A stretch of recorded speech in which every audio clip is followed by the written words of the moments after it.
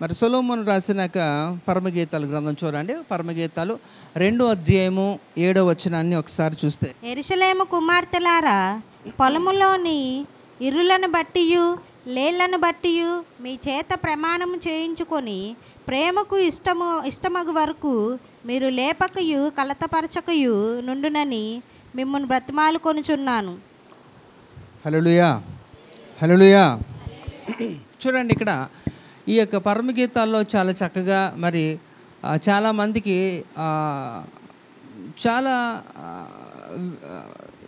వారు దాన్ని తప్పుగా అర్థం చేసుకోవడానికి చాలా మటుకు బైబిల్ గ్రంథంలో ఉన్న పుస్తకాలు అన్నిటిలో చూసుకుంటే ఈ పరమగీతాలు పుస్తకం సరిగ్గా మరి ఆత్మచేత నడిపించబడకుండా, మీరు ఆత్మ పొందకుండా కానీ మీరు ఏదో ఇతర పుస్తకాలలాగా ఇది కానీ చదివితే దీనివల్ల మనకే ప్రయోజనం ఉండదు. అర్థం కాకపోకుండా ఇంకా మనకి ఒక తప్పుడుగా అర్థాన్ని మనం తీసుకొస్తాయి ఇదంతా కూడా. అందుకనే దీని గురించి మనం విన్నాం చాలా మటుకు. అయితే ఇక్కడ సొలొమోను చాలా చక్కగా మరి మంచి యవ్వన ప్రాయంలో ఉంటున్నప్పుడు మరి ఈ యొక్క గ్రంథాన్ని ఆయన రాశాడు. ఇందులో చాలా విషయాలు మరి క్రీస్తు రాకడ గురించి, మరి ఆగమనం తర్వాత సంఘాన్ని వధువుగా మరి ఆయన చూడడం విషయంలో, ఇలాంటి యొక్క అలంకార ప్రాయంలో చాలా విషయాలు ఇందులో తెలియజేస్తాడు. సో ఈ యొక్క 2వ అధ్యాయంలో కూడా చాలా చక్కటి యొక్క విషయాలు ఇందులో పొందుపరిచాడు. చూడండి ఒకసారి, అక్కడ 7వ వచనాన్ని మనం చూస్తే, అక్కడ యెరూషలేము కుమార్తెలారా, పొలములోని ఎర్రలను బట్టియు లేళ్లను బట్టియు మీ చేత ప్రమాణము చేయించుకొని ప్రేమకు ఇష్టమగు వరకు మీరు లేపకయు కలత పరచకయు నుండినని మిమ్మల్ని బ్రతిమాలు కొనుచున్నాను అంటున్నాడు. అంటే ఇక్కడ ఈ విషయానికి ఆలోచిస్తే ఇక్కడ ఒక మాట వాడారు చూడండి. ఆ మాట కానీ మీరు కానీ పట్టుకోగలిగితే ఈరోజు ఏ విషయం గురించి మనం నేర్చుకోవాలనుకుంటున్నాం అనేది, లేకపోతే ప్రభువు మనకు నేర్పించాలనుకుంటున్నది చాలా తేటతలం అయిపోతుంది. ఇక్కడ చూడండి, ఇక్కడ ఆయన అంటున్నాడు, ఇక్కడ యెరూషలేము కుమార్తెలారా, పొలములోని ఎర్రలను బట్టియు లేళ్లను బట్టియు మీ చేత ఏం చేస్తారట? ప్రమాణం చేయించుకుంటున్నారట. ఇంకా మీ చేత ప్రమాణం చేయించుకొని ప్రేమకు ఇష్టమగు వరకు మీరు లేపకయు కలతపరచకయు నుండునని మిమ్మల్ని బ్రతిమాలు కొనుచున్నాను అంట. ఇక్కడ చూడండి, ఒక మాట ఇందులో మనం చాలా స్పష్టంగా ఉంటుంది. ప్రేమకు ఇష్టమగు వరకు మీరు లేపకయు అంటే ఇక్కడ ఆయన తెలియజేస్తున్నది ఏంటంటే, ఎవరికి ఇష్టమో ఇక్కడ ప్రేమకి ఇష్టమయ్యే వరకు కూడా. అంటే ఇక్కడ కొన్ని సందర్భాల్లో చూడండి, ఇప్పుడు ఒక చిన్న ఉదాహరణ, ఇప్పుడు మీరు భోజనం చేస్తున్నారు అనుకోండి, మీకు భోజనం వడ్డిస్తున్నప్పుడు మీరు చెప్పాలి వారికి, అవునా? మీరు ఎంత తినగలరు అంత మాత్రమే తినగలుగుతారు. కనుక మీరు తింటున్నప్పుడు, మీకు వడ్డిస్తున్నప్పుడు వారిని మీరు చెప్పాలా, చాలండి అని, ఇక వద్దండి అని, లేకపోతే ఇంకా కావాలని ఏదో మీరు చెప్పాలా. మీరు ఏం మాట్లాడకుండా మౌనంగా అలా ఉంటే వాళ్ళు వడ్డించుకొని వెళ్ళిపోతూ ఉంటారు. అది మీరు తినలేరు పూర్తిగా, అది వ్యర్థమైపోతుంది. కనుక మనం ఆగు అనేంతవరకు కూడా మనం చెప్పేటప్పుడు వారు విని దాన్ని ఆగిపోవాలి. కనుక ప్రతిదానికి కూడా ఒక ఎండ్ పీరియడ్ ఉంటుంది, ఒక లిమిట్ అనేది ఉంటుంది. కనుక ప్రతి విషయానికి ఆది అంతం అనేది ఉంటున్నప్పుడు, ఆది మనం ఎప్పుడు ప్రారంభం అంతా కూడా మనం మొదలు పెడతాం, కానీ అంతానికి వచ్చినప్పుడు మాత్రం అది క్లారిటీ ఉండాలి, అది ఎప్పుడు అది అంతం చేయాలి అనేది. ఉదాహరణకి మీరు ఏదైనా ఒక ఉద్యోగమో కానీ లేకపోతే స్టూడెంట్స్గా విద్యార్థులుగా ఉంటున్నప్పుడు, వారు చదువుకుంటున్నప్పుడు, ఎగ్జామ్ రాస్తున్నప్పుడు 3 గంటల వ్యవధి 2.5 లేకపోతే గంట ఇస్తున్నప్పుడు ఆ క్వశ్చన్ పేపర్ అంతా కూడా మీరు కంప్లీట్ చేయాలి. అది కంప్లీట్ అయిన తర్వాత అది దాన్ని ముగింపు అంటారు, దాన్ని అక్కడ క్లోజ్ చేస్తాం. అంతేగాని ఏదో 2-3 రాసేసి వదిలేసి అంతే మాకు ఇంకా అయిపోయింది అనుకుంటే అది కుదరదు, అది ఇన్కంప్లీట్. అందుకే నేను ఎప్పుడు మీకు గుర్తు చేస్తాను ఒక మాట. మత్తయి సువార్తలో మనం ఒక మాట ఏంటది, 48వ వచనం. ఎన్నో అధ్యాయం అంటది, మన పరలోకపు తండ్రి పరిపూర్ణుడు. ఎన్నోది అది? 5:48 లాస్ట్ వచనంలో ఆయన అయితే ఈ యొక్క బైబిల్లోని చూడండి, ఇంగ్లీష్లో ఒకలాగా ఉంటుంది, కన్నడలో వేరేగా ఉంటుంది. కన్నడలో చాలా మటుకు మన పదాలే కనబడవు అక్కడ. దాని బదులు ఆల్టర్నేటివ్ వాడుతూ ఉంటారు. అయితే నేను ఎందుకు ఇది గుర్తు చేస్తానంటే, మన పరలోకపు తండ్రి పరిపూర్ణుడు అంటే అప్పుడు ఆయన ఈజ్ అ కంప్లీట్ గాడ్. ఆయన ఏది స్టార్ట్ చేసినా అది చక్కగా ఆయన ముగిస్తాడు కూడా. కాబట్టి ఆయన పరిపూర్ణుడైనప్పుడు ఆయన యొక్క స్వరూపంలో ఉంటున్నప్పుడు మనల్ని ఆయన తయారు చేశారు. కాబట్టి మనం కూడా అట్టి రీతిలోనే ఉండాలని ఆయన భావిస్తుంటాడు. కనుక మనము కూడా ఏం చేయాలట, అది ముగించాలి. అయితే మనం స్టార్ట్ చేస్తాము, ముగిస్తాము. కానీ ఇక్కడ ఎవరి ఆధీనములో ఉండాలో ఇక్కడ దేవుడు తెలియజేస్తున్నాడు. అదే ఇప్పుడు మీరు కరెక్ట్గా మీరు చదవగలిగితే 7వ వచనంలో మనం చూడండి. ఇక్కడ మళ్ళీ ఒకసారి మీకు గుర్తు చేస్తాను చూడండి. యెరూషలేము కుమార్తెలారా, పొలములోని ఎర్రలను బట్టి లేళ్లను బట్టి మీ చేత ప్రమాణము చేయించుకొని ప్రేమకు ఇష్టమగు వరకు, అంటే ఇక్కడ ప్రేమకు ఇష్టమగు వరకు కూడా అది చెయ్యాలట. అది ఇక్కడ తెలియజేస్తున్నాడు. అంటే ఈరోజు మనొక అంశంలో మనం మాట్లాడుకుంటే, ఈరోజు ఏం అంశం అండి?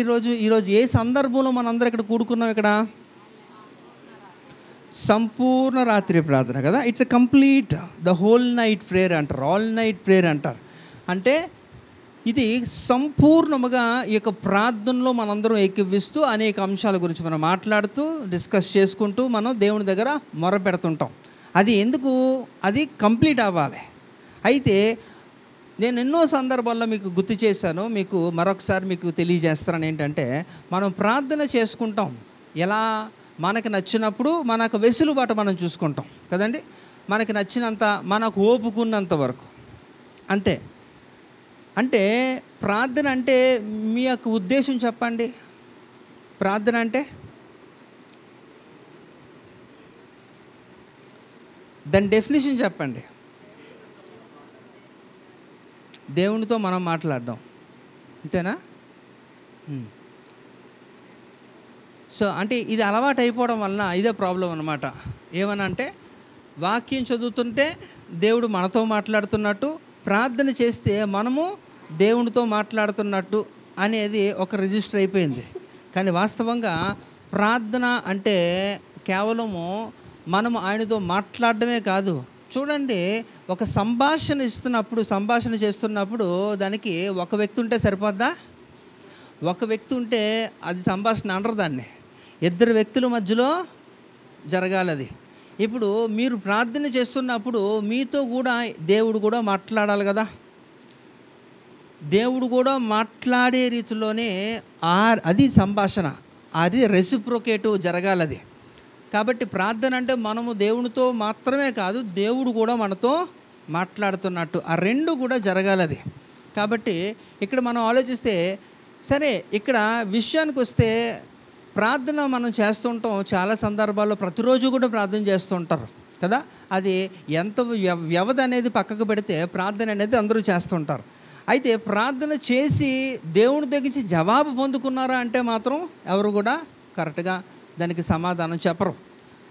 ఏదో నా బాధ అయితే చెప్పేశాను, నా మొర అయితే దేవుని దగ్గర మొరపెట్టేశాను, అంతే, అయిపోయింది, అక్కడితో అయిపోయింది. కానీ అక్కడి నుంచి వచ్చేది దాని గురించి ఎవరూ పట్టింపు లేదు.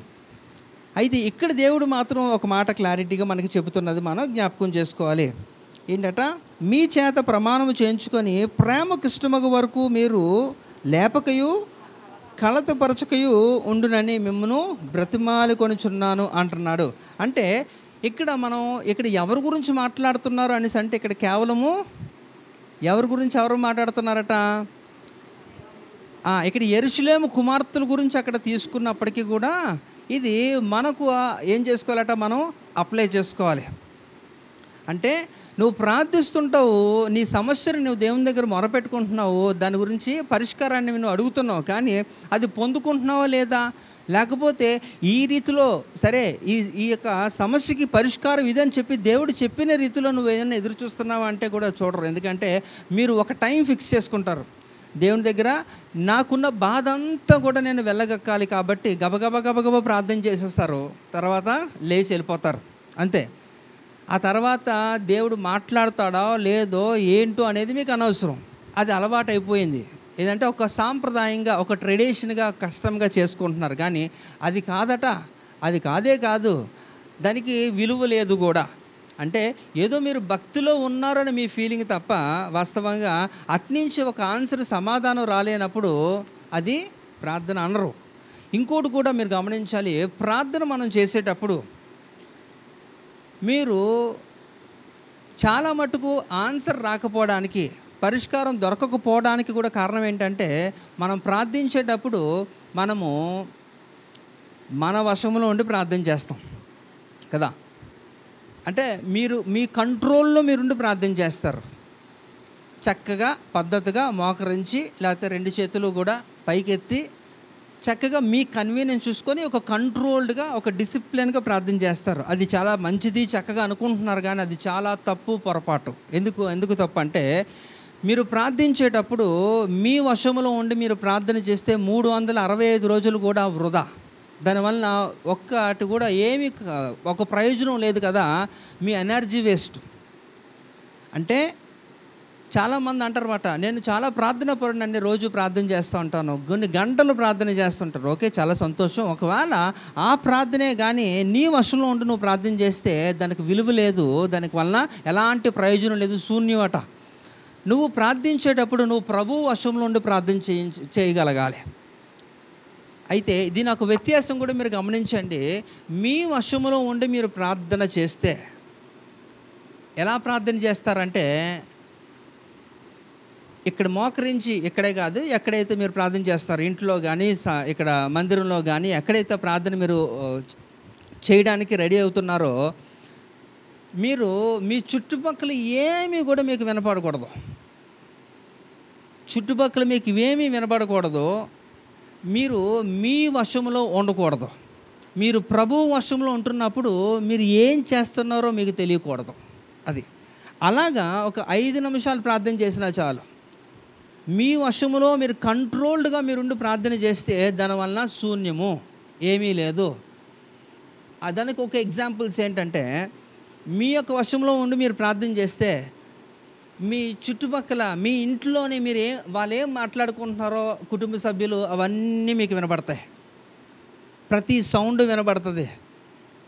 అనేక తలంపులు వస్తూ ఉంటాయి. మీరు దేవుని యొక్క సన్నిధిలోనే కూర్చుంటారు, ప్రార్థన చేస్తూ ఉంటారు. కానీ మీ వశంలో మీరు ఉన్నంత కాలము కూడా మీకు ఏది జరగదు, అన్నీ మీకు వినబడతాయి. మీ యొక్క ఆలోచన, దృష్టి అంతా కూడా సంపూర్ణంగా అక్కడైతే ఉండదు, ప్రభువు మీద అసలే ఉండదు. ఎక్కడెక్కడో తిరుగుతుంటుంది, ఏవేవో ఆలోచిస్తూ ఉంటారు. త్వరగా చేసి ముగించాలనే ఒక ద్వారంలోనే ఉంటారు. అప్పుడే కరెక్ట్గా ఫోన్ సౌండ్ మీకు వినబడుతుంది, ఒక మెసేజ్ వస్తుంది. ఆ ఫోన్ కూడా తీసి ఆ ప్రార్థన మధ్యలోనే ఏం చెప్తారంటే, నేను ప్రార్థనలో ఉన్నాను, తర్వాత మాట్లాడతానని కూడా ఫోన్ పెట్టేసి కూడా ప్రార్థన చేస్తూ ఉంటారు. అంటే దీన్ని ప్రార్థన అనరు కదా. అంటే మీ వశంలో మీరు ఉన్నంత వరకు కూడా ఇవన్నీ కూడా కామన్ ఎర్రర్స్ అన్నమాట. ఇవన్నీ కూడా కామన్గా జరిగేవి. మీరు ఎప్పుడైతే మీరు ఆత్మపూర్ణులైపోయి ప్రభు వశంలోకి మీరు వెళ్తారో, అది కొంచెం సమయం అన్నా చాలు, అద్భుతాలకు నిలవ మీరే అయిపోతారు. హల్లెలూయా. కాబట్టి ఇక్కడ ప్రార్థన చేసేటప్పుడు అది చాలా ప్రాముఖ్యము, అది గుర్తుపెట్టుకోవాలి. మన వశంలో మనం ఉన్నంత కాలము నీకు ఎలాంటి కార్యము జరగదు, నీకు మేలు జరగదు, నీ వల్ల ఎవరికి కూడా మేలు జరగదు, దేవుని రాజ్యానికి అసలే జరగదు. కనుక నువ్వు ప్రభు వశంలో. అందుకనే మరి ప్రకటన గ్రంథంలో కానీ మీరు గమనించినట్లయితే, అక్కడ అపోస్తలుడైన యోహాను శిష్యుడు, ఆయన ఆత్మవశుడు అయిపోయాడట. అవునా? ఆయన ఆత్మవశుడు అయిపోయి ఏమైపోయాడట, పద్మస్ ద్వీపంలో ఆయనకి తెలియలేదు ఎన్ని గంటలు ఆయన అలాగా ఆ పరలోక దర్శనాలు చూశాడో. ఆయన చూసిందంతా కూడా మనకి ఒక గ్రంథంగా, మనకి ఆఖరిగా మనకు ఒక బైబిల్లో చేర్చారు కదా, ప్రకటన గ్రంథం అని. అన్నీ చాలా చక్కగా విడమర్చాడు అందులో. కారణం ఏంటో తెలుసా? ఆయన ఆత్మవశుడు అయిపోయి ఆయన ప్రార్థించాడు. తన వశంలో ఆయన ఉంటే నాకు తెలిసి ఈరోజు మనకి ఆ గ్రంథం ఉండేదే కాదు. హల్లెలూయా. కనుక అదొక్కటి మీరు ఫోకస్డ్గా ఆలోచించండి. మీరు ప్రార్థించేటప్పుడు మీరు దేవుని వశములో ఉండి ప్రార్థించాలి. మీ కంట్రోల్లో మీరు ఉన్నంత వరకు కూడా దేవుని కంట్రోల్లోకి మీరు రారు. దేవుని కంట్రోల్లోకి మనం ఎప్పుడు వెళ్తామో అప్పుడు దేవుడు మనల్ని వాడుకుంటాడు. మీ సమస్యలకి పరిష్కారం అన్నీ కూడా ఆటోమేటిక్గా మీకే గొప్ప ఆశ్చర్యం కలుగుతుంది. మీరు ఊహించలేని రీతిలో మీ కార్యాలు మీరు చూడగలుగుతారు. కనుక ప్రభు వశం నుండి మనం ప్రార్థించడానికి ప్రయత్నం చేద్దాం. అయితే ఇక్కడ కూడా ఒక చిన్న ట్విస్ట్ పెట్టాడు. ఏంటంటే ఈ వచనంలో గమనించండి, ఇక్కడ ప్రేమకు ఇష్టమగు వరకు మీరు లేపకయు కలతపరచకయు నుండునని మిమ్మల్ని బ్రతిమాలు కొనుచున్నానట.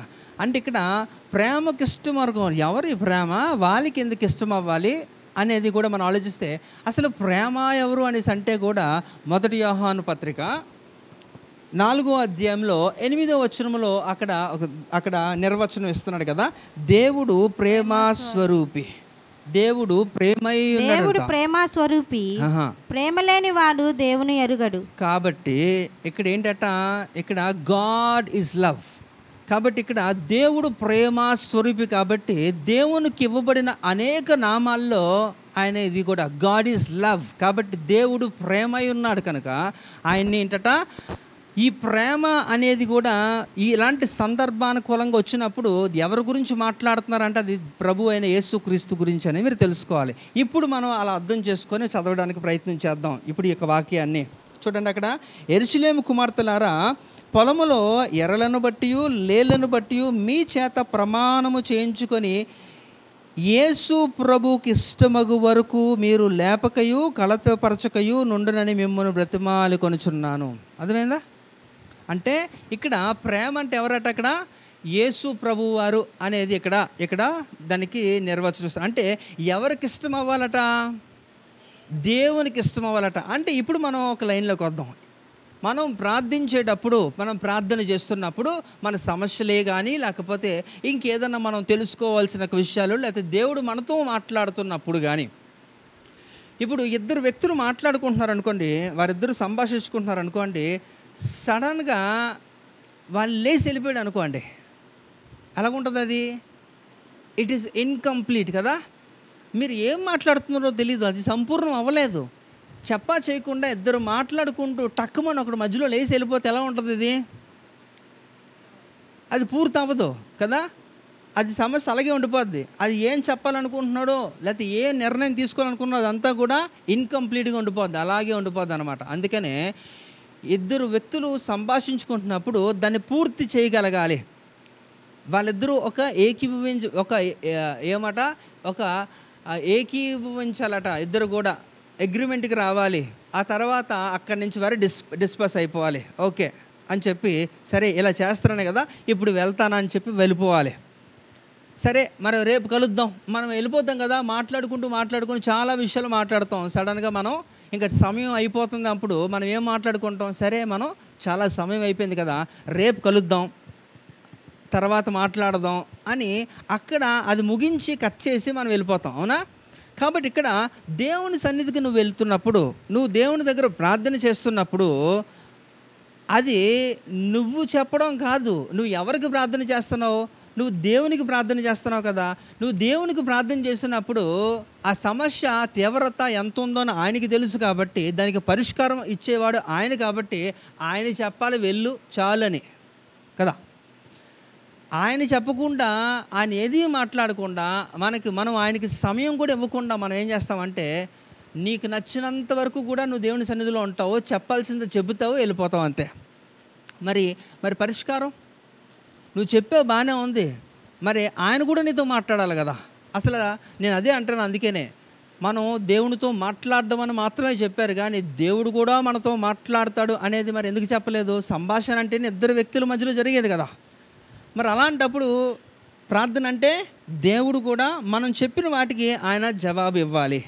ఆయన వెళ్ళమనేంత వరకు కూడా మనము ఆయన సన్నిధిలో ఉండగలగాలి. అది కరెక్ట్ కదా. అయితే ఇక్కడ కూడా అదే చెప్తున్నాడు. అంటే మనకు నచ్చినప్పుడు మనము దాన్ని ఆపివేయకూడదు. ఆయన ఆపమంటే ఆపాలా, అంతేనా? అది ఇక్కడ దేవుడు తెలియజేస్తున్నాడు. కాబట్టి ఇక్కడ మనం మొట్టమొదటిగా మనం ఆలోచించింది ఏంటంటే, ఎందుకు అలా చెప్తున్నాడు అంటే, పరిష్కారము ఆయన దగ్గర నుంచి మనకి రావాలి కనుక. ఆయనకి నచ్చి ఇష్టమయ్యే వరకు. చూడండి, ఇప్పుడు మీరు ఏదన్నా షాపింగ్కి వెళ్తున్నప్పుడు మీకు నచ్చకపోయినా కొంటారా? నచ్చకపోయినా అయితే కొండరు కదా.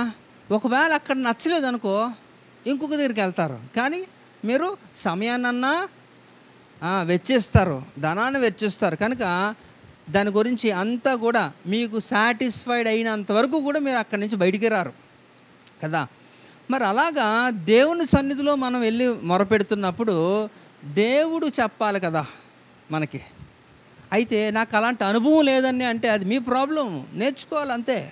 నాకు రాదు అంటే ఇన్ని సంవత్సరాలు కూడా మరి అదే పద్ధతి. ఒకప్పుడు తెలియలేదు, కానీ ఇప్పుడు తెలిసినప్పుడు మనం దాన్ని ప్రాక్టీస్ చేసుకోవాలి. తెలియని విషయాలు మనం ప్రాక్టీస్ చేసి నేర్చుకోవాలి. కానీ నాకు ఇదే అలవాటు అండి, ఏదో 2 గబగబా 2 మొక్కలు చెప్పేస్తానండి, ఇది పద్యమే అబ్జెప్పేది కాదు కదా. కనుక ఆయన పరిష్కారం మనతో మాట్లాడే రీతిలో, మనతో ఆయన సంభాషించే రీతి వరకు కూడా మనం కనిపెట్టుకొని ఉండాలి. కనుక మన ఇష్టానుసారంగా మనం అది చేయడానికి లేదు, ఆయన చెప్పాలి. ఆయనకి నచ్చినప్పుడు వరకు కూడా ఆయన ఏం చెప్పాలట, సరే ఇక చాలే అనగలగాలి. సో అయితే అలాంటి వారు ఉన్నారా లేరంటే మన యొక్క పూర్వీకులు బైబిల్ గ్రంథంలో చక్కగా ఉన్నారు. వాళ్ళని మనం ఉదాహరణగా తీసుకొని కూడా మనము ఇది ఆచరించడానికి, ఇది కానీ ఈ యొక్క అప్లికేషన్ని మనకి జీవితంలో కానీ మనం కానీ ఇది కానీ చేయగలిగితే నిజంగా నీకున్న సమస్యలు ఏది కూడా అది ఇంకా నీకు కనబడదు. ఆ సమస్యలన్నీ కూడా దేవుడు తీరుస్తాడు. దాని గురించి కూడా కొన్ని సందర్భాల్లో చూద్దాం. ఇక్కడ ఆదికాండము 32వ అధ్యాయము 24, 25 వచనాలు చూడండి. యాకోబు ఒక్కడు మిగిలిపోయెను. ఒక నరుడు తెల్లవారు వరకు అతనితో పెనుగులాడెను. తాను అతని గెలవకుండుట చూచి తోడకూడి మీద అతన్ని కొట్టెను. అప్పుడు అతడు ఆయనతో పెనుగులాడుట వలన యాకోబు తొడగూడు వసిలెను. రైట్. ఇంకా ఆయన తెల్లవారుచున్నది గనుక నన్ను పోనిమ్మనగా అతడు నీవు నన్ను ఆశీర్వదించితేనే గాని నేను నిన్ను పోనీయననెను. రైట్. ఇక్కడ మనకి తెలుసు కదండి, ఈ యొక్క సందర్భం బాగా మనకు తెలుసు. చాలా సందర్భాల్లో చాలా వర్తమానాలు మనం వినే ఉన్నాం. యాకోబు చరిత్ర గురించి చాలా చక్కగా మనకి తెలుసు. అయితే ఇక్కడ చూడండి, యాకోబు ఒక్కడు మిగిలిపోయాను, ఒక నరుడు తెల్లవారు వరకు అతనితో పెనుగులాడుచుండెను. ఇది కదా యాక్చువల్గా సంపూర్ణ రాత్రి ప్రార్థన అంటే ఇది, అంతే కదండి, చెప్పాలి. రైట్. కనుక కంప్లీట్గా సంపూర్ణముగా మనం ఏం చేయాలట, ప్రార్థన ఎక్కువ మనం చేయగలగాలి. ఎందుకంటే ఆ ప్రార్థనలో దేవుడు మనతో మాట్లాడతాడు. ఆయన ఎప్పుడు కూడా మనతో మాట్లాడడానికి ఇష్టపడే దేవుడు.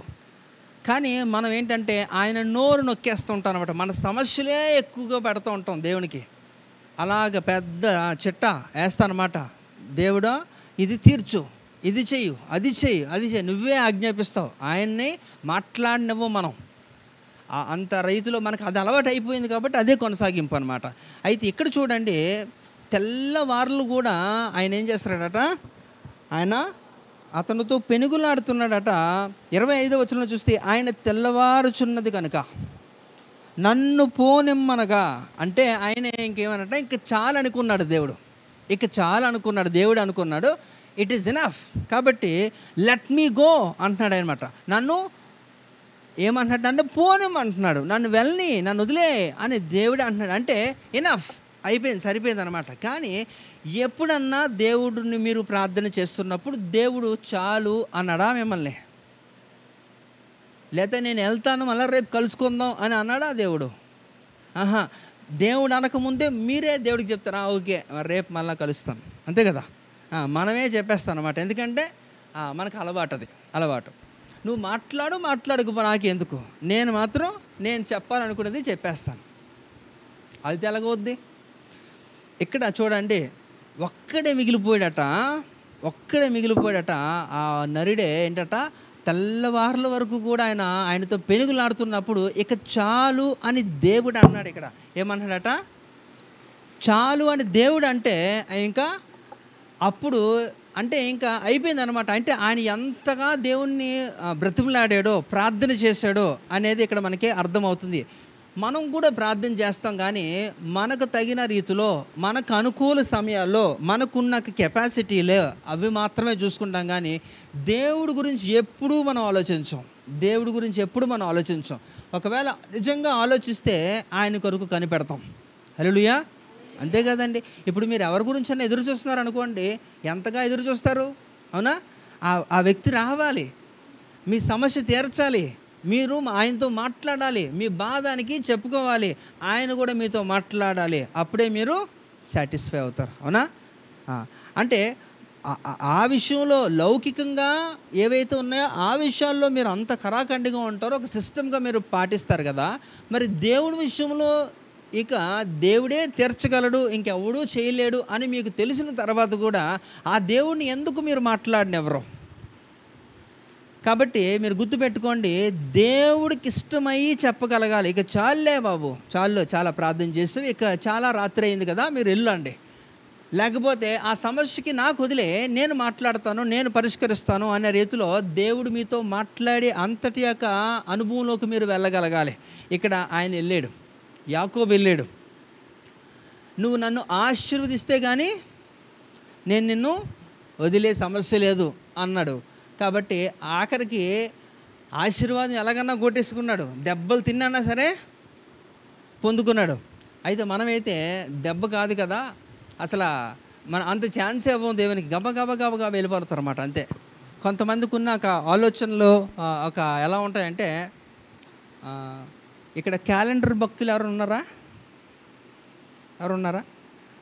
క్యాలెండర్, ఇప్పుడు క్రిస్టియన్ క్యాలెండర్స్ అన్నిటిలో కూడా ఒక తేదీకి ఒక చిన్న వాక్యం ఉంటుంది కదండి, అది మనకు అలవాటు బాగా. కనుక బైబిల్ చదవరాలు, ఆ క్యాలెండర్లో ఉన్న వాక్యం ఆ రోజు అదేదో ఉందో అదే అడిగి ఆశీర్వాదం, అంతే. అక్కడ చదివేసి వెళ్ళిపోతారన్నమాట. అక్కడ 2 నిమిషాలు నుంచొని ఏదో చిన్న ప్రార్థన, అంతే. అదే ఒక జీవన విధానం. అది ఆశీర్వాదం అంటారా? అది ప్రార్థన అంటారా? అది బైబిల్ చదవడం అంటారా? ఎంత మాత్రం కాదు. ఒకవేళ అలాంటి వారు ఉంటే మారు మనసు పొందండి, ఎవరైనా కానివ్వండి. కనుక అది మంచిదే కాదు.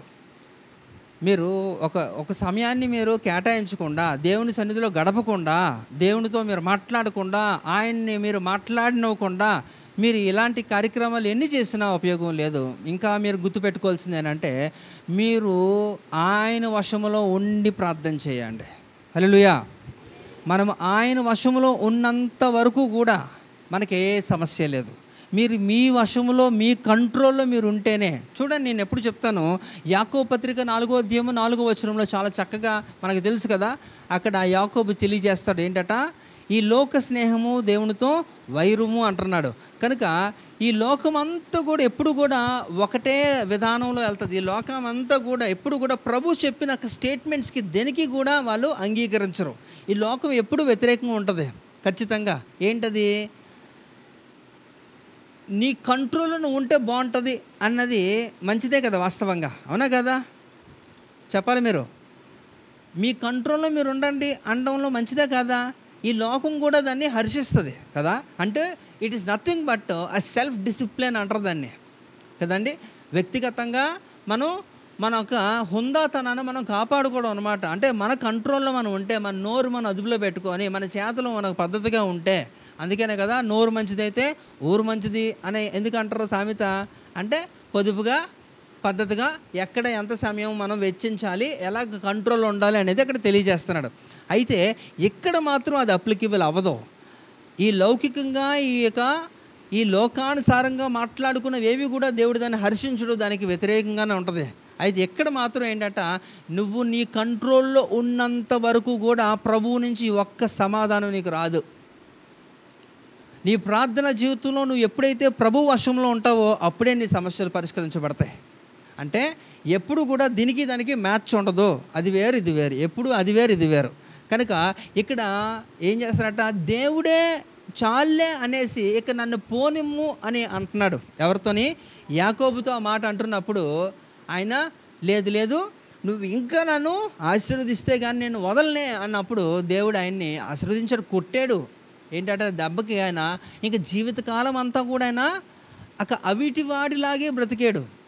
కానీ ఈ విషయం గురించి మనం మాట్లాడే విస్తారంగా, ఆయన అవిటివాడిగా లోకానికి కనిపిస్తున్నప్పుడు కూడా ఇశ్రాయేల్లో ఎలాంటి ఒక వంకర త్రోవ లేదని కూడా ప్రభు వారు సెలవిచ్చారు. హల్లెలూయా.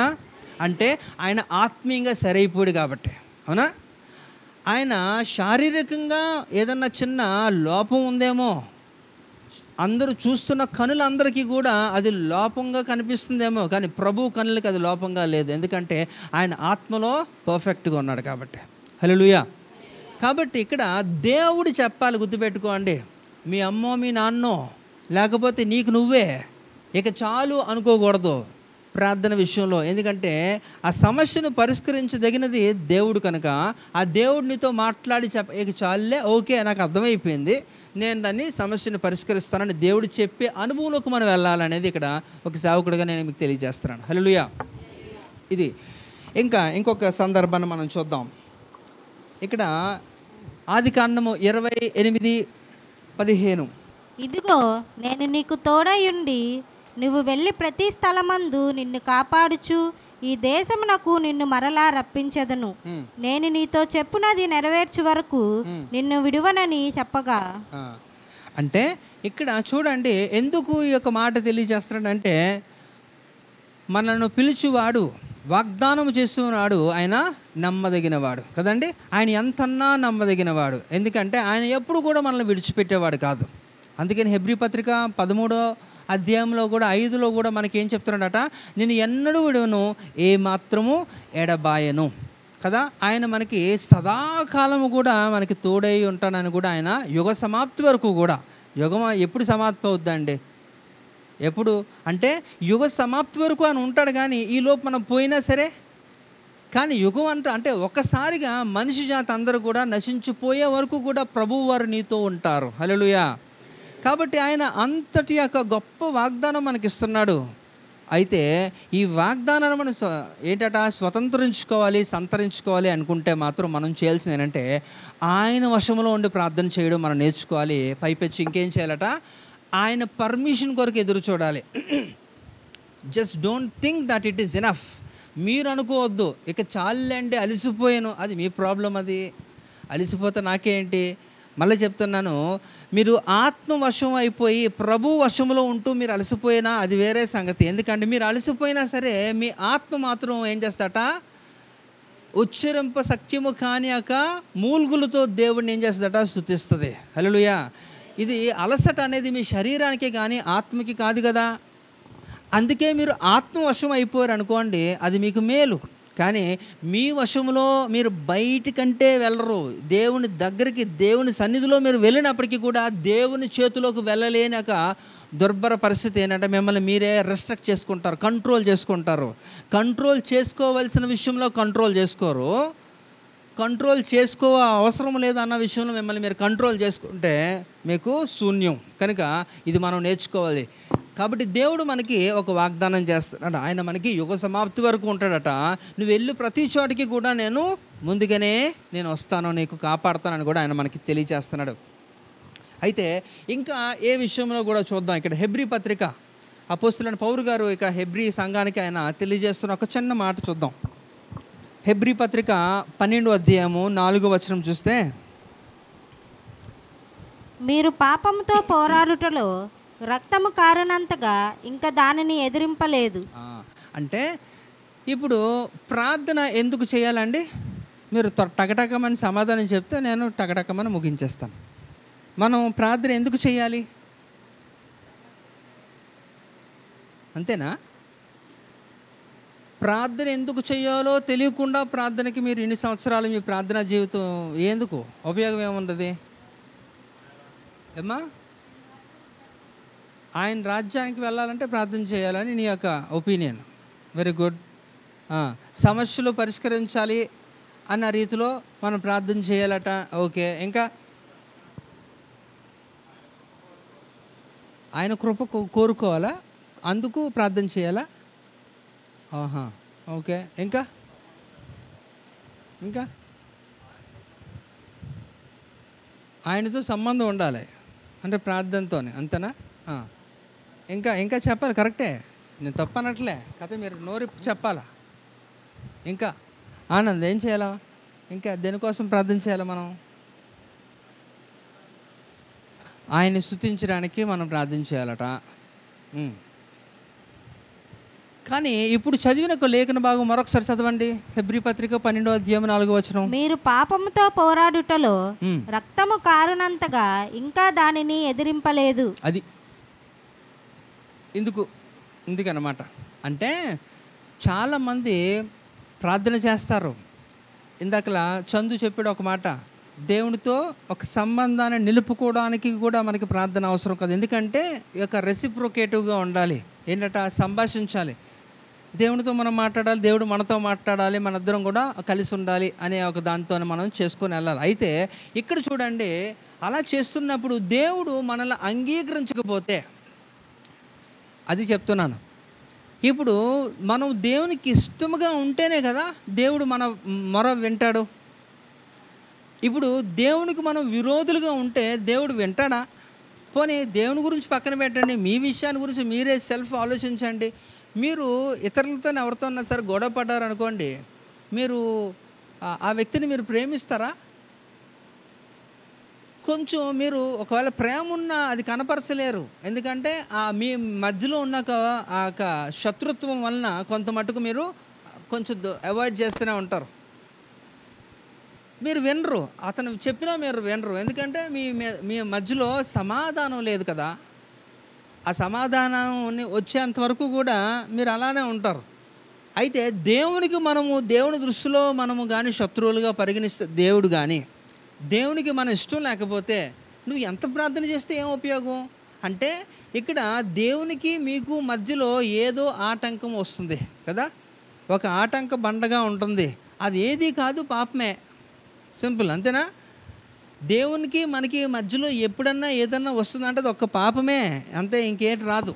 ఇంకేది కూడా మనల్ని అడ్డుకోలేదు. ఎందుకంటే ఆ స్థితి, ఆ లక్షణం అలాంటిది. అలాంటి నియమము మనలో ఉండడం వలన దాన్ని ఎప్పటికప్పుడు దాన్ని ఏం చేయాలట, దాన్ని సరిచేసి కంట్రోల్లో దాన్ని పెట్టాలి. మనం కంట్రోల్లో మనం ఉండిపోవడం కాదు, దాన్ని కంట్రోల్లో పెట్టగలగాలి. అయితే ఇక్కడ దేవుడు మనల్ని యాక్సెప్ట్ చేయకపోతే ఖచ్చితంగా మనము దాన్ని జయించడం. అందుకని ఇక్కడ మళ్ళీ ఇప్పుడు వినండి, ఇప్పుడు మీరు పాపముతో పోరాడుటలో రక్తము కారినంతగా ఇంకా దాన్ని జయింపలేదంటే రక్తాలు వచ్చేస్తున్నాయి. అంటే రక్తము కారాలట. మనం అంటే ఒక లిటరల్గా మనం ఏంటట, ఇద్దరు వ్యక్తులు కొట్టుకుంటున్నారు అనుకోండి, బాగా కొట్టుకుంటున్నారు అనుకోండి, వాళ్ళకి రక్తం వచ్చేసేలాగా కొట్టుకున్నారు అనుకోండి, అంటే అప్పుడు ఎలా ఉంటుందో పరిస్థితి?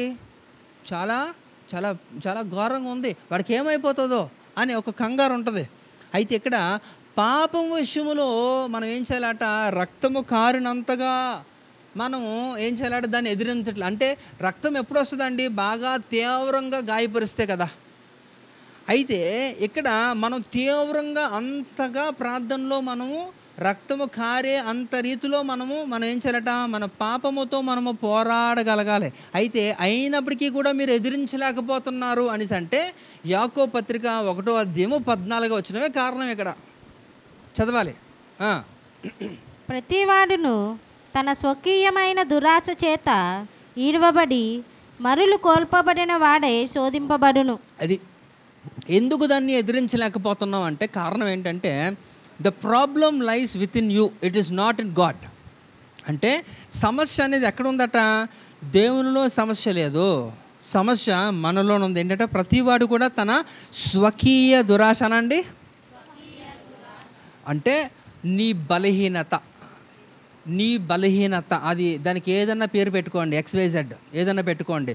అయితే ఇక్కడ చూడండి, అంటే ఇక్కడ మీరు పాపముతో పోరాడుటలో రక్తము కారినంతగా ఇంకా దాన్ని ఎదిరింపలేదు. అంటే మీరు అంత సీరియస్గా తీసుకోవట్లేదు, ఎందుకంటే అది మీ బలహీనత కాబట్టి. అలాగా మిమ్మల్ని మీరే ఏం చేసుకున్నా అనుకుంటే ఒక సముదాయించుకుంటున్నారు. మిమ్మల్ని మీరే ఇంక తెలుసు కదండి. మనం కొంతమంది ఎలాగా ఎందుకండి రాలేదంటే రాలేరండి, అంతే, వాళ్ళ ఒక వయసు రీత్యా అలాగంది, వాళ్ళ వయసు రీత్యా ఆరోగ్యరీత్యా వాళ్ళు రాలేకపోతున్నారండి. అయితే నేను అంటాను అలాంటి వాళ్ళకి నేను కూడా చెప్తాను అన్నమాట, వయసు రీత్యా ఆరోగ్యరీత్యా మీరు ఆత్మీయంగా ఎదగలేకపోతున్నారు కదా, దేవుడు వచ్చేటప్పుడు కూడా మీరు కూడా ఉండిపోండి, మీకు ప్రాబ్లం కదా. ఆత్మీయంగా మీరు రాలేకపోతున్నప్పుడు దేవుడు కూడా అంటారు, సర్లే అమ్మా, ఎందుకులే, నీకు ఆరోగ్యం బాగాలేదు కదా, సర్లే ఉండులే, నేను ఇక్కడ రెడీగా వచ్చిన వాళ్ళు మాత్రం నేను తీసుకుని వెళ్ళిపోతానని చెప్పి దేవుడు వారిని తీసుకుని వెళ్ళిపోతాడు. నేను చెబుతున్నాను, ఎప్పుడు కూడా దేవుని దగ్గరికి వెళ్ళడానికి ఏది ఆటంకంగా ఉండకూడదు. మేము అసలు మనం ఎంతకాలం భక్తి చేస్తుంది ఎందుకు? ఎఫెసీ రాసిన పత్రిక 5:8-9 ఏంటట, ఒకప్పుడు సంగతి మనం వదిలే, ఇప్పుడు మనం మాట్లాడదాం. ప్రజెంటే ఎప్పుడు కూడా దేవుడు ఎప్పుడు చూసేది ప్రజెంటే, గుర్తుపెట్టుకోండి. దేవుడు పాస్ట్ చూస్తే ఒక్కడు కూడా ఈరోజు ఇక్కడ ఉండడం, అవునా? చదవండి ఒకసారి. ఎఫెసీ రాసిన పత్రిక 5వ అధ్యాయం 8, 9 వచనాలు. మీరు పూర్వమందు చీకటి అయి మీరు పూర్వమందు చీకటై ఉన్నారు, ఇప్పుడైతే ప్రభువునందు వెలుగై ఉన్నారు. ఇప్పుడంటే దాని అర్థం ఏంటమ్మా? ప్రెజెంట్ కదా. కాబట్టి God will only consider your present, అంతే. God will never consider your past. ఎందుకంటే if God consider your past అంటే remember that nobody will be in to the gates of heaven. ఎవరు కూడా పరలోకంకు వెళ్ళడానికి అర్హత ఎవ్వడికి లేదు. ఎందుకంటే పూర్వం మనందరూ ఒకప్పుడు ఎలా ఉన్నామట? చీకటే. మనందరూ కూడా చీకటిలో ఉన్న అంధత్వంలో ఉన్నాం. కానీ ఇప్పుడు మనం వెలుగు సంబంధాలు అంటున్నాడు అక్కడ 9లో కదా. వెలుగు ఫలము సమస్త విధములైన మంచితనము, నీతి, సత్యమని వాటిలో కనబడుచున్నది. కాబట్టి మనము వెలుగు సంబంధులుగా ఉంటున్నప్పుడు, మన పర సంబంధులుగా ఉంటున్నప్పుడు మాత్రమే మనకేంటట ఒక వెసులుబాటు మనకి దేవుడు క్రియేట్ చేశాడు, ఒక అర్హత వచ్చింది మనకి. కాబట్టి చూడండి, Satan always reminds your past, but God will always see and encourages. ఏంటంటే ఆ ప్రజెంట్ని చూస్తాడు, ఫ్యూచర్ గురించి ఎంకరేజ్ చేస్తాడు. హల్లెలూయా. నీ భవిష్యత్తును చూసి దేవుడు కదా, కనుక నీ యొక్క ప్రజెంట్ సిచ్యువేషన్ బేస్ చేసుకునే నీ భవిష్యత్తు నిర్ణయం ఉంటుంది. అందుకనే the decisions will make your destiny అంటారు కదా. మీరు తీసుకునే నిర్ణయాలే మీ గమ్యస్థానానికి చేరుస్తాయి. మీరు మంచి నిర్ణయాలు తీసుకున్నారనుకోండి, మీ గమ్యస్థానం మంచిగా ఎండ్ అవుతుంది. అందుకనే అది ఎండ్ అవ్వాలంటే మీరు ఎప్పుడు కూడా ఒక స్పృహ కలిగి ఉండాలని మీకు పదే పదే గుర్తు చేస్తున్నాను. ఫిలిప్పీ రాసిన పత్రిక 3వ అధ్యాయం 20వ వచనం ఏంటట? మన పౌరస్థితి పరలోకమందు ఉంది. కనుక మీరు ఎప్పుడు కూడా మీరు అదే స్పృహలో ఉండాలి. అది ఎప్పుడు కూడా మీకు రిమైండర్గా ఉండాలి మనసులో. ఏంటట? అవును కదా, నేను ఇక్కడ ఒక తాత్కాలికంగానే వచ్చాను, దేవుడు నన్ను ఒక పని మీద పంపించాడు, ఆయన చిత్తము నెరవేర్చడానికి పంపించాడు. కనుక అది చేసి నేను సంపూర్ణంగా నేను ఏమైపోవాలట? వెళ్ళిపోవాలి. ఎక్కడికి? నా పౌరస్థితి ఇక్కడ కాదు కదా, నేను భారతదేశ పౌరుడినే, కానీ నా నిత్యత్వం మాత్రం పరలోకంలో ఉంటుంది. హల్లెలూయా. కాబట్టి దాని కొరకు మనం సిద్ధపడి మనల్ని ఏం చేసుకోవాలట? అలాంటి స్పృహ కలిగి మనము ఇక్కడ ఉండేది తాత్కాలికమే. అయితే ఈ తాత్కాలికమైన లోకంలో, ఈ అల్పమైన దాంట్లో మనము తొందరగా దేవుని చిత్తము జరిగించి వెళ్ళాలి కదా. ఇప్పుడు నేను ఇందాక చెప్పాను మీకు, God always sees only your present. ఒకవేళ ప్రజెంట్ చూడలేదు అనుకోండి, మనల్ని ఎవడు కూడా ఇంకా రక్షించలేడు. దేవుడే ఇంకా మనల్ని వదిలేయాలన్నమాట. అందుకనే చూడండి, ఇక్కడ ఒక గుంపు ఉంటుంది. ఆ గుంపు గురించి దేవుడు మాట్లాడతాడు. మత్తయి సువార్త 7వ అధ్యాయం 21, 22 వచనాల్లో. అక్కడ వారు చెబుతున్నారు ఏంటట? అక్కడ దేవుడు చెప్తున్నాడు, ప్రభువా ప్రభువా అని పిలిచి ప్రతి ఒక్కడు కూడా పరలోకం వెళ్ళరు, ఆయన చిత్తము జరిగించువాడే. ఎవరైతే ఆయన చిత్తము నెరవేరుస్తారో వాళ్ళే. అయితే ఇక్కడ కూడా చూడండి, ఒకప్పుడు నేను చాలా కార్యాలు చేశాను. ఒకప్పుడు అబ్బా చెప్పులు అరిగిపోయాయండి, కొండలు అన్నీ కూడా అరగొట్టేసాను, రోడ్లు అరగొట్టి. ఏంటైతే ఏంటి, ఎవరికి ఎక్కువ? అదే అంట, ఎవరికి ఎక్కువ? నువ్వు కొండలు అరగొడితే నాకేంటి, చెప్పులు అరిగిపోతే నాకేంటి? ఇప్పుడు ఏం చేస్తాను అనేది కదా కావాలి. 20 సంవత్సరాలు విపరీతంగా చాలా ముమ్మరంగా సేవ చేసి ఇప్పుడు నేను అసలు భ్రష్టత్వంలో నేను బ్రతికితే ఏం ఉపయోగం? దేవుడు ఏమైనా కన్సిడర్ చేస్తారనుకుంటున్నారా?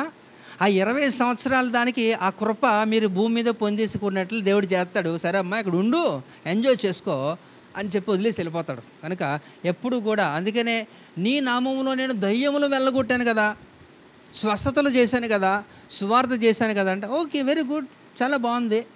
కానీ ఇప్పుడేం చేస్తున్నావు? ఎప్పుడన్నా గుర్తుపెట్టుకోండి, ఒకప్పుడు అని ఎవడన్నా సరే అలా సంబోధిస్తున్నాడంటే ఇప్పుడు ఆడ ఏం చేయట్లేదనే అర్థం. అంతే కదా, చెప్పాలి, అంతే కదా. ఒకప్పుడు అని ఎవడు కూడా చేయొద్దు. అందుకనే నేను మీకు ఈ గుర్తుందో లేదో, జనవరి 1 ఒక మెసేజ్ చెప్పాను నేను ఫిలిప్పీ పత్రికలో. అది బేస్ చేసుకొని మనకి అత్యాశ ఉండాలనేది కదా. ఏ విషయంలో? వాస్తవంగా ఆశ మంచిదే, దురాశ మంచిది కాదు కదా. కానీ అత్యాశ ఉండాలి అనేది దేవుడు చెప్తున్నాడు. ఎవరట? ప్రభువు పట్ల. ఆయన ఎంత నేను సేవ చేసినా ఇంకా చేయాలని అసంతృప్తితో ఉన్నాడట అపొస్తలుల పౌలు. అవన్నీ మీరు జనవరి 1 నేను చెప్పిన మెసేజ్ ఏదైతే ఉందో అది ఒకసారి మళ్ళీ రెఫర్ చేసుకోండి. కాబట్టి మనం ప్రభు పరిచర్యలో మనం ఎప్పుడు కూడా రెస్ట్ తీసుకోవడానికి లేదు. అయితే మీరు అనొచ్చు, నేను బోధించట్లేదు కదా, అయితే ఒక విశ్వాసం కాదా?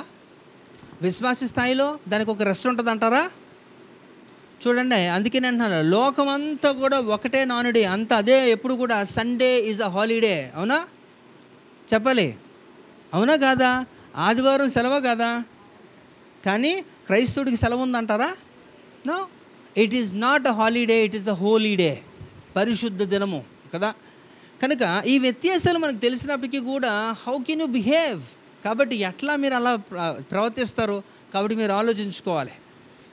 కాబట్టి దేవుడు ఎప్పుడూ కూడా పాత దాన్ని చూసి కన్సిడర్ చేయడు, పాత దాన్ని చూసి దానికి తగిన రీతిలో మిమ్మల్ని ఆశీర్వదించి మీకు సెటిల్ చేసేస్తాడు.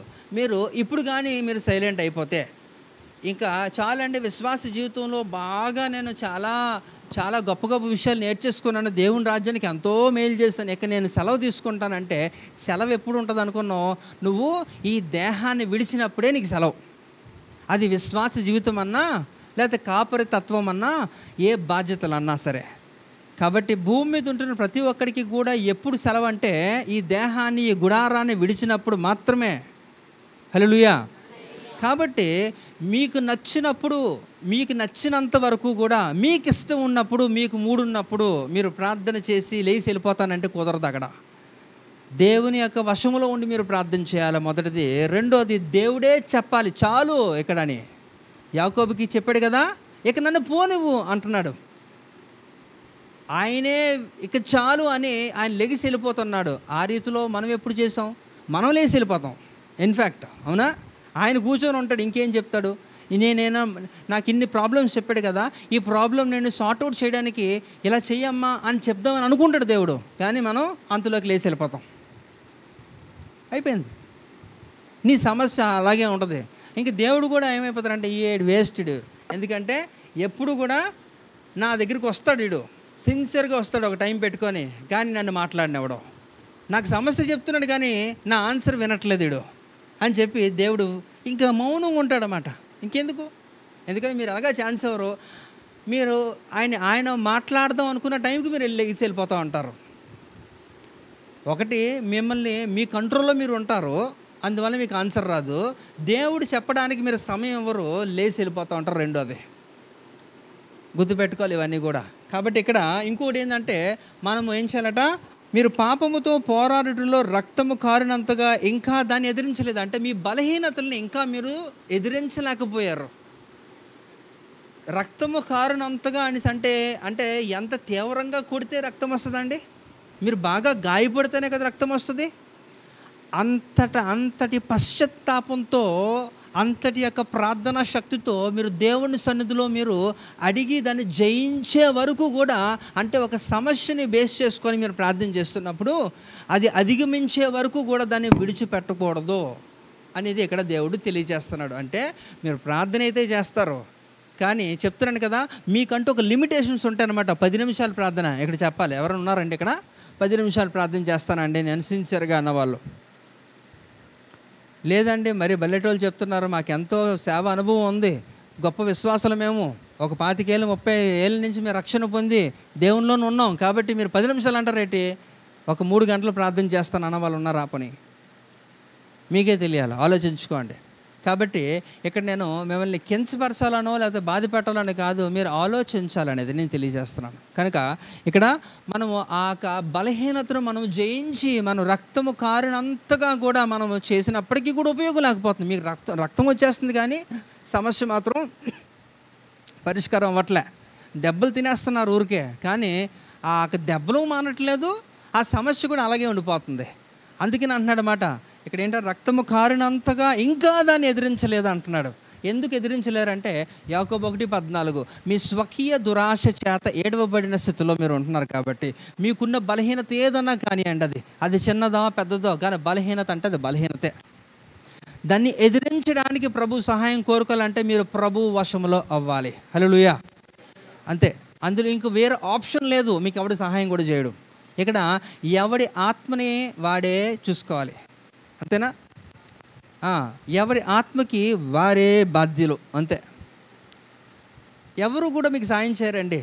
ఒక 2 మాటలు చెప్తారేమో, కానీ ఒప్పుకోవలసింది మీరే కదా. దేవుని దగ్గర నుంచి పొందుకోవాల్సింది మీరే, పరలోకం వెళ్ళాల్సింది మీరే, అన్నీ మీరే. అందులో ఇంకేమీ సందేహం లేదు. It is so evident and clear. కాబట్టి ఈ విషయంలో కానీ మీరు కానీ ఒక సరైన ఒక గైడెన్స్లో లేకపోతే, మీరు చెప్తున్నాను కదా, చాలా ఇబ్బంది పడతారు రానున్న కాలంలో. అంటే ప్రార్థన గురించి చాలా వినే ఉంటాం, కానీ దేవుడు ఇచ్చినాక తలంపులను, యొక్క ప్రత్యక్షతలను మనం సరైన రీతిలో అర్థం చేసుకోకపోతే మనం నష్టపోతాం. అది నేను చెప్పేది. ఇంకా చూద్దాం. ఆదికాండము 18వ అధ్యాయము 33వ వచనం. యెహోవా అబ్రహాముతో మాట్లాడుతూ చాలించి వెళ్ళిపోయాను.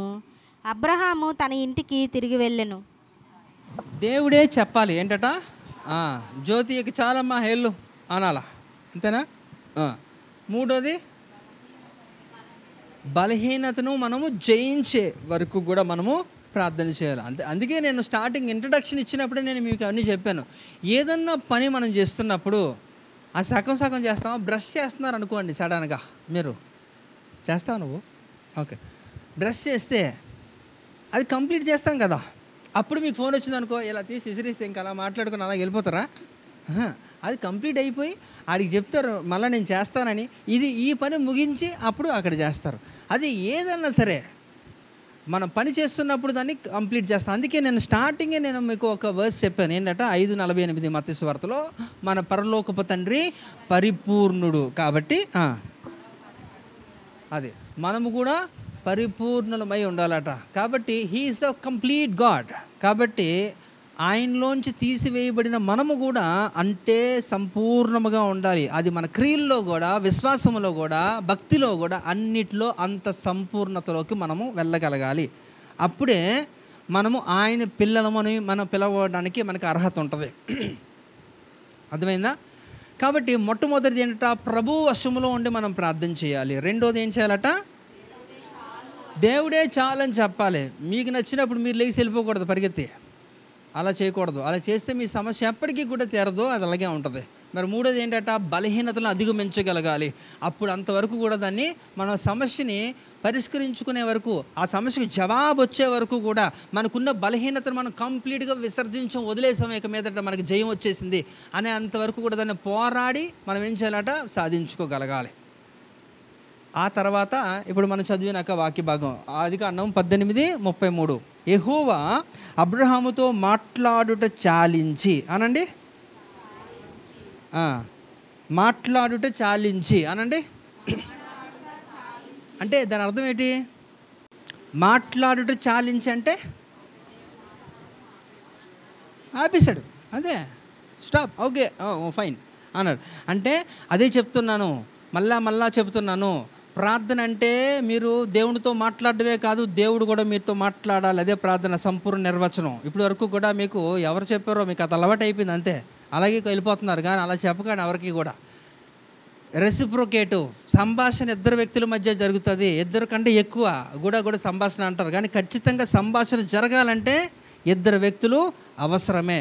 కానీ ఈ రోజుల్లో ఈ యొక్క లేటెస్ట్ ఎరాలో చూస్తే రోడ్డు మీద ఆడంతలాడే మాట్లాడుకుంటూ వెళ్ళిపోతుంటాడు. తీరా చూస్తే గట్టిగా ఆయన చూస్తే ఆడి చెవిలో ఒక ఇయర్ ఫోన్స్ ఉంటాయన్నమాట.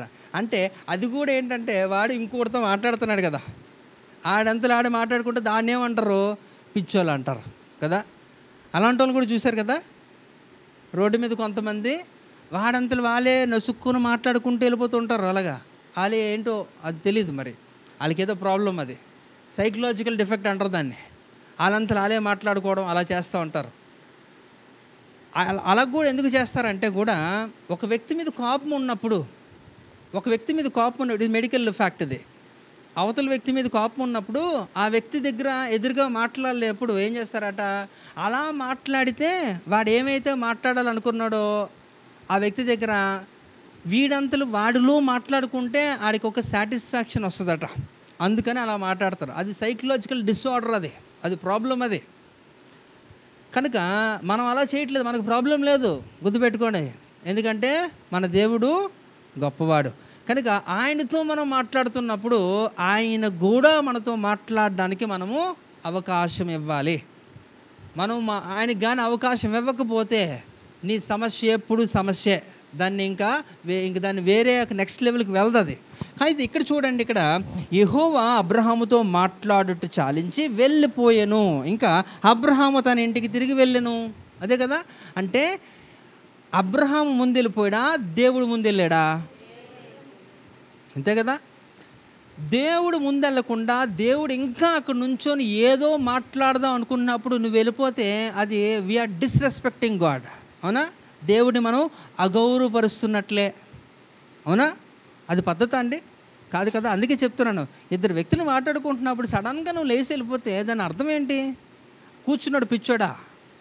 కాదు కదా, చెప్పాలి కదా, దాన్ని ముగించాలి కదా. సో ఆ రీతిలో ఇక్కడ దేవుడు కూడా మాట్లాడి చాలాసేపు. ఈ సందర్భం ఏంటి అసలు? ఈ సందర్భం చెప్పండి నాకు. ఆ సందర్భం ఏంటి? సొదొమ గొమొర్రాలో ఎవరున్నారు అక్కడ? లోతు ఉన్నాడు. అంటే అది జరగకముందు ఈ సంభాషణ వారి ఎదురుగురు మధ్యలో జరిగింది. దీని తర్వాత అది జరుగుతుంది. ఏంటంటే అక్కడ లోతు యొక్క సొదొమ గొమొర్రా అనే ఒక పట్టణంలో ఉన్నది. పాప పట్టణం మనకు తెలుసు. ఆ పట్టణం ఎంత దేవుడు చాలా టైం ఇచ్చాడు. చూడండి, మీరు అనుకుంటున్నారేమో అగ్ని గంధకముల చేత దేవుడు ఆ పట్టణాన్ని నాశనం చేసినా ఒక్కసారిగా నాశనం చేయలేదు. ఈ వెయిటెడ్ ఎనఫ్ టైం, చాలా సమయాన్ని వెచ్చించాడు, చూశాడు మారుతారేమోనని. కానీ ఎవడు మారేటట్లు అలాంటి యొక్క సూచనలు కూడా లేవు. అప్పుడు ఏం చేశారంటే, ఇది ఎలా ఉంది, ఇంకా దీన్ని లేపేద్దామని డిసైడ్ అయిపోయాడు దేవుడు. అప్పుడు ఆ మాట ముందుగా ఒక మాట ఎవరికి చెప్దాం అనుకున్నాడు? అబ్రహాముకి చెప్పాడు. అబ్రహాంతో మాట్లాడుతున్నాడు. ఎందుకంటే అబ్రహాము ఒక ఫ్రెండ్ కదా. అవునా కదా? He called himself as a friend. కాబట్టి ఆయన స్నేహితుడా అని సంబోధించాడు.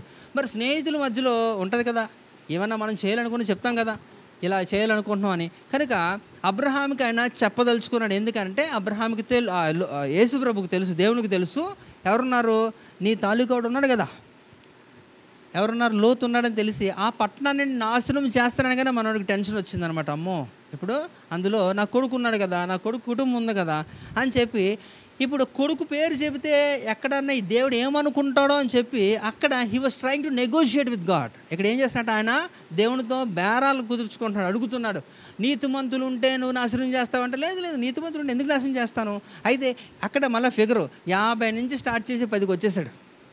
వాస్తవంగా నిజం చెప్పాలంటే 10 మంది నీతిమంతులు ఉన్నారండి, 10 మందులు కూడా లేరు. అక్కడ ఆపేశాడు అంతే. ఉన్నది ఎవరు ఇక్కడ? లోతు భార్య, 2 కుమార్తెలు. యాక్చువల్లీ లోతుకి 4 కుమార్తెలు, 2 అల్లుళ్ళు. అంటే అక్కడే 8 మంది ఉన్నట్టు వాస్తవంగా. అది మనం ఎప్పుడైనా సమయం ఉంటున్నప్పుడు మాట్లాడతాను మీకు. కానీ మనకు అక్కడ కనబడేది ఎంతమంది అట? బయటకు వచ్చేది ఎంతమంది? 4 వచ్చారు, మళ్ళీ అందులో 1 అవుట్ కదా. 1 అవుట్ అయిపోయింది, 3 వచ్చారు. ఆ తర్వాత వాళ్ళు కూడా ఏ రీతిలో మరి అలా అయిపోయారో మనకు తెలుసు. ఆ సందర్భం అంతా కూడా ఆ అల్లుళ్ళు అక్కడే ఉండిపోయారు, గేలి చేస్తున్నారు, అక్కడే ఉండిపోయారు అందరూ కూడా. అంటే ఇక్కడ దేవుడు మాట్లాడి చాలించి ఆయన వెళ్ళిపోయిన తర్వాత అబ్రహాం ఇంటికి వెళ్ళాడు. అంటే ఆయన దేవునితో మాట్లాడుతున్నప్పుడు దేవుడు ఇష్టం ఉండి ఆయన ఆపాలి. ఆయన ఆపు, చాలు, వెళ్ళు అని అంతవరకు కూడా మనం వెళ్ళిపోకూడదు. అది గుర్తుపెట్టుకోండి. ఇందాకలా యాకోబు కూడా అలాగే దేవుడిని పట్టుకున్నాడు. దేవుడే అన్నాడు, ఇక నన్ను పోనిమ్ము అని దేవుడే అన్నాడు ఇక్కడ. అవునా? కాబట్టి మన బలహీనతలు ఏదైతే ఉందో ఆ బలహీనతల్లో మనం ఏం చేయాలట? అది మనము దాన్ని అధిగమించి మనం దాన్ని జయించినప్పుడు వరకు కూడా దాని మీద పోరాడుతూనే ఉండాలి. ఇప్పుడు చూడండి, ఇక్కడ హాస్పిటల్లో ఒక బైపాస్ ఆపరేషన్ చేస్తున్నారు అనుకోండి, ఓపెన్ హార్ట్ సర్జరీ చేస్తున్నారు అనుకోండి. అది కంప్లీట్ అయినంత వరకు డాక్టర్లు బయటకు వస్తారా? లేకపోతే లంచ్ టైం కాబట్టి అలాగ వదిలేసి బయటికి వెళ్ళి అలాగ తినేసి ఏదైనా చాయ్ తాగేసి వచ్చి ఆ తర్వాత మళ్ళీ కుట్లేసి గెలికేసి అలాగ ఏం చేస్తారు? అలా చేస్తే ఏమవుద్ది? పోతాడు. When you can't complete it. So మనం కూడా అదే పరిస్థితి. కంప్లీట్ చేయకుండా దాన్ని అక్కడితో ముగించకుండా మనం కానీ లెగిసి వెళ్ళిపోయి మనం రెస్ట్ తీసుకొని మళ్ళీ వస్తానంటే అది సమస్య అలాగే ఉంటుంది అన్నమాట. కనుక అలా కాదు. దాన్ని మనం ఆ బలహీనతలోంచి మనం బయటికి రావాలి. ఎందుకు రాలేకపోతారంటే ప్రతి ఒక్కరికి ఆ బలహీనత ఉంటుందని ఇక యాకోబు చెబుతున్నాడు. కాబట్టి అలా ఉంటుందన్నప్పుడు ఆ XYZ మీకు తెలుసు కాబట్టి దాని మీద మీరు పోరాటం చేయాలి. ఎంత పోరాటం చేయాలట? మీరు గాయపరచబడాలి, మీ హృదయం పగిలిపోవాలి, పశ్చాత్తాపం రావాలి, దేవుడు దాన్ని చూడాలి, దేవుడు మిమ్మల్ని క్షమించాలి. హల్లెలూయా. అందుకనే రక్తము కారునంతగా అంటూ అయినా దాన్ని మీరు ఎదిరించలేర్రా అని చెప్పేశాడు మరి సింపుల్గా. అంటే మనం we are not giving a chance to speak. కాబట్టి దేవునికి మనం అవకాశం ఇవ్వట్లేదు. కాబట్టి అది మనం దెబ్బలు తినేస్తున్నాం, సమస్య అలాగే ఉండిపోతుంది. మన వెళ్తున్నాం, మళ్ళీ వచ్చినాం, మళ్ళీ దెబ్బలు తింటున్నాం, మళ్ళీ అదే. ఇది రిపీట్ అనమాట, ఇంకేం లేదు. కనుక ఇక్కడ కూడా చూస్తే అబ్రహాము దేవునితో మాట్లాడి ఆయనే చాలి అని అనుకొని ఆయన వెళ్ళిపోయి, సర్లే ఇంకా అయిపోయింది కదా, ఆయన ముగించి ఆయన వెళ్ళిపోయిన తర్వాత అప్పుడు ఈయన ఇంటికి వెళ్ళాడనమాట. కాబట్టి ఎప్పుడు కూడా మనము దేవునికి అవకాశం ఇద్దాం.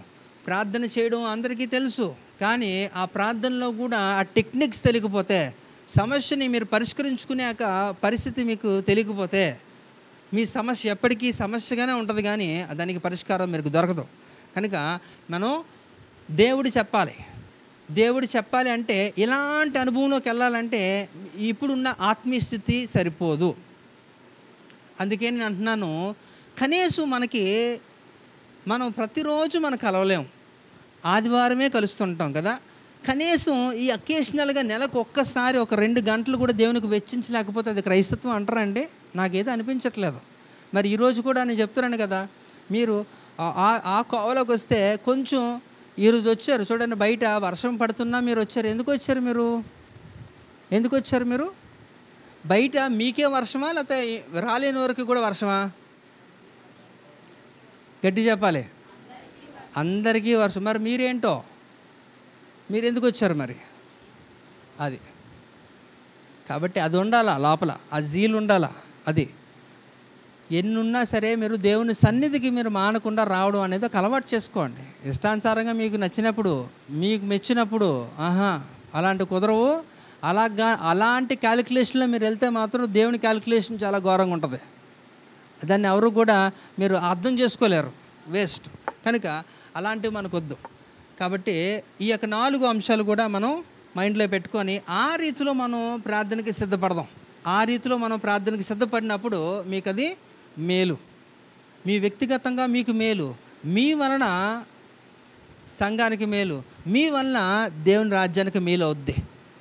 మిమ్మల్ని ఆ రీతిలో చూస్తున్నప్పుడు, ఆ మార్పు వస్తున్నప్పుడు ఖచ్చితంగా దేవుడు దాన్ని హర్షిస్తాడు. కాబట్టి will wait upon God, let God deal. కాబట్టి దేవుడే మన సమస్యను పరిష్కరించాలి కదా. ఇక్కడ మనం అనుకుంటాం, నాకు తెలుసండి మా సమస్యను మేము పరిష్కరించుకోగలం అంటారు. కానీ మీరు సమస్య మీరే పరిష్కరించుకోండి, ఇక దేవుడు ఎందుకు? కనుక అందుకనే ఆయనకి ఎందుకు అప్పగించాలి మీ సమస్య? ఎందుకు ఆయనకి చెప్పుకోవాలంటే కూడా 1 పేతురు 5వ అధ్యాయము 7వ వచనంలో ఆయన తెలియజేస్తున్నమాట, ఆయన మిమ్మును గూర్చి చింతించుచున్నాడు కాబట్టి మీ చింత యావత్తు ఆయన మీదే. ఎందుకంటే ఆయన మీ గురించి బాధపడుతున్నారు. ఆయన ఎందుకు బాధపడుతున్నారంటే మీ సమస్య తెలుసు కాబట్టి.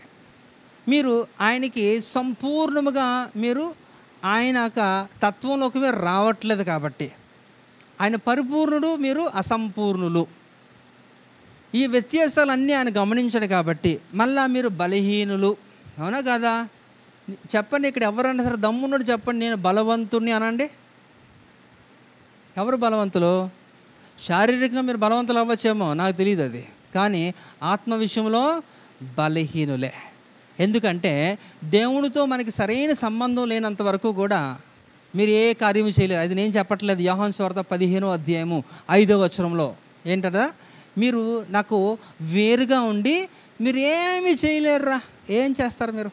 ఏం చేయలేరు. కనుక దేవుడు ఇంత తేటగా తెలియజేస్తున్నప్పుడు కూడా లేదండి నేను బలవంతుని అంటే మీరు అబద్ధికులు అంతే. ఆ పదం కొంచెం హార్ష్గా ఉండొచ్చు, కానీ అదే ఇక్కడ సూట్ అయ్యేది. కనుక దేవుడే మనకి చెప్పాలి కాబట్టి ఆయన వశంలో మనం ఉండాలి. ఓకే, ఆయనే చెప్పాలి, ఆయనే వెళ్ళంటే మనం వెళ్ళాలి. ఆయన వెళ్ళిపోయిన తర్వాత ఆయనే వెళ్ళిపోతారంటే దాని అర్థం ఏంటి? అయిపోయింది, ఇక్కడ నేను మాట్లాడవలసింది నేను మాట్లాడేశాను, మరలా మనం మాట్లాడదాం అనే ఒక ఉద్దేశం ఉంటున్నప్పుడు ఆయన వెళ్తాడు. ఎందుకంటే వాళ్ళిద్దరి మధ్యలో సంభాషణ అదే. మాట్లాడి ఇంకా చాలించి అంటే ఇంక అనుకున్నాడు, ఓకే ఎనఫ్. ఎందుకంటే నేను చెప్పవలసింది ఏంటి, సొదొమ గొమొరాని నేను నాశనం చేయబోతున్నాను, అక్కడ ఎవరు ఉంటే నువ్వు వాళ్ళకి ఇన్ఫర్మేషన్ ఇచ్చుకో అని ఆయన చెప్పాల్సింది చెప్పేశాడు. అయిపోయింది. ఈయన కూడా అడిగి ఇంకా ఒక టైం వచ్చినాక ఇంకా ఆపేశాడు. ఆయన వెళ్ళిపోయాడు, ఈయన వెళ్ళిపోయాడు. అంతేగాని ఈయన ముందు వెళ్ళిపోతే అది బాగోదు కదా. కనుక మనం చేస్తున్న పొరపాట్లు ఏంటనేది అది మీరు ఆలోచించండి. మనం అది సంపూర్ణము కాకుండా మనం వెళ్ళిపోతూ ఉంటాం, అసంపూర్ణంగా మనం వదిలేస్తున్నాం. కాబట్టి దేవుడు మనకి ఈరోజు ప్రత్యేకంగా మనతో మాట్లాడుతూ మనలను హెచ్చరిస్తున్న సందర్భాన్ని మనం జ్ఞాపకం చేసుకోవాలి. దేవుడే చాలు అని చెప్పాలి. హల్లెలూయా.